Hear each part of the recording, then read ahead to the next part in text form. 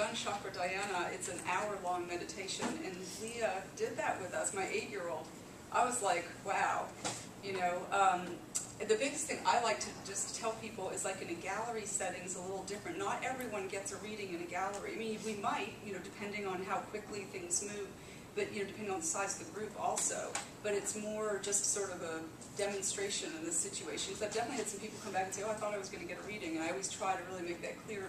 Definitely, there's probably a lot more energy here than we're going to get to, you know, in the time frame that we're doing this. And I like to demystify it. Like when we say we see something, or you know, I mean, I just want, like, if you just shut your eyes for a second and imagine maybe your kitchen, okay? Oh, look, like, does yeah. Let me stop talking. No, you shut your eyes. Okay, but you know, but that's like clairvoyance. Like that would be something that I might pick up on. That might be how I see it. So, or Steve. So when we're sort of looking away, kind of softening, that's what clairvoyance is. And then clairaudience and clairsentience, I feel like there's definitely some overlap there where you just feel it or know it, okay? And I'll usually ride along with that. It is helpful. One of the things too is that you can get information in that is broad, and it gets narrowed down. You know, once we sort of, and the reason that happens, I think, is because there's a lot of Me Too stuff going on. And what I mean by that is, if I get something for Cheryl over here, there may be something, you know, for you also that is very similar, but then, you know, so both of you say, oh, that could apply to me, and then what happens is you go down this path, and then I go back to where I started and go back and down that path. Do you see what I mean? So it can be... You might have two grandfathers coming through, right. And they both wear glasses, they both smoke cigars, and you're going to say, okay, time out, guys. Right. Let's go with you first and try to narrow it down and break them apart. Okay, sometimes I'll get fathers and grandfathers, and it feels like the same energy to me because I'm here in my mind's voice instead of them talking to me. Okay, and it's hard to separate them sometimes. And then just one other thing I wanted to say is that what I found is when you do these readings, obviously you come across some deceased relatives who were not very nice here. Okay, I never go into details in this kind of environment as far as that's concerned, but I might say, they're not so nice, or you know, or there was this issue that happened. You know, it'll be very general in that sense.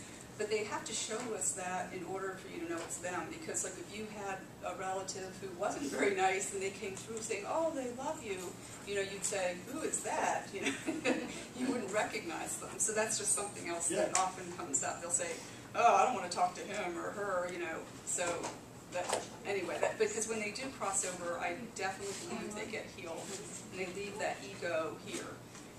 And they're different on the other side. They still keep the same personality, though. They know it. Okay, so if they were real stern and real serious, they're still real serious on the other side.